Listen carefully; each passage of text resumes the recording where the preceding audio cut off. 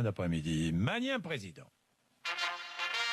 RMC Bourdin Direct, Magnien président. Coup de com', coup bas, coup fourré de la campagne, avec d'abord la primaire de la droite et du centre, Charles Magnien, et la question de l'identité toujours aussi présente. Et depuis la petite phrase de Nicolas Sarkozy sur nos ancêtres les Gaulois, tous les responsables politiques se sentent obligés de la commenter, de la démêler, de l'expliquer, et on en arrive à des situations absurdes. Par exemple, avec l'un de ses soutiens, François Baroin. Invité hier sur BFM TV, il s'est lancé non seulement dans un rappel historique, mais également dans tout le détail de son arbre généalogique. Nos ancêtres sont les Gaulois, nos racines sont gréco-romaines, elles sont judéo-chrétiennes, nos racines se trouvent dans les sources de l'évolution des rois, des mérovingiens, des carolingiens, des capétiens. Messire, un sarrasin, messire. Du côté de la famille Baroin, ça semble descendre des Celtes, des Visigoths, et ça semble descendre assez loin.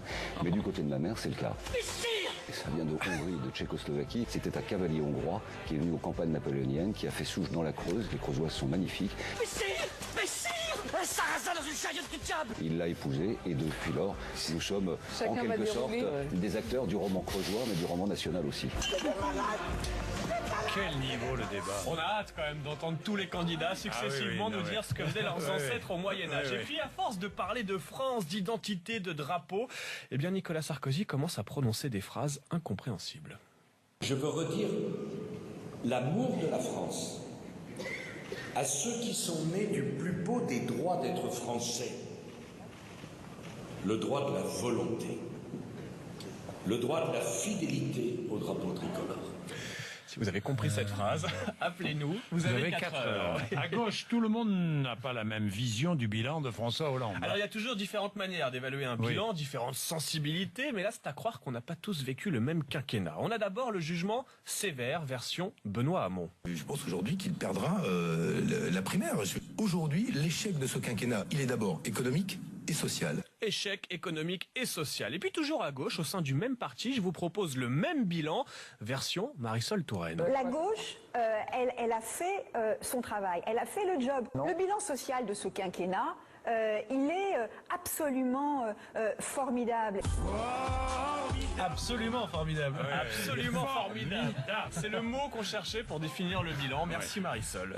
Emmanuel s'avance encore Emmanuel un peu Macron, plus. pardon. Oui, C'est ma faute. C'est votre comment faute, ça mettez Emmanuel. Moi, je Oui, sais pas. t'as même écrit Manu. Emmanuel. Moi j'en suis à Manu, oui, personnellement. S'avance encore un peu plus vers une candidature. Et ce week-end, il a à nouveau revendiqué sa liberté vis-à-vis des partis avec une petite phrase. Les deux grands partis, c'est l'amicale des boulistes, mais sans l'amitié et sans les boules. Et là, ce matin, j'ai envie de dire non. Non, Emmanuel, tous les coups ne sont pas permis en politique. Oui, on peut s'écharper sur Bruxelles, sur le Burkini, sur le marché des autocars, pourquoi pas. Mais laissez la pétanque en dehors de tout ça, Emmanuel. Ne touchez pas à nos boules. Les boulistes ne vous ont rien fait. Je suis d'accord. Enfin, Arnaud Montebourg est mon invité dans un instant sur RMC BFM TV. Eh ben, demandez-lui, Jean-Jacques, si sa proposition à François Hollande tient toujours. J'aimerais bien avoir un ancien président de la République en chauffeur de salle, première partie de mes meetings. Monsieur Petite Blague en première partie de Monsieur Made in France, peut-être bientôt dans toutes vos salles. Bien, 8h28, Arnaud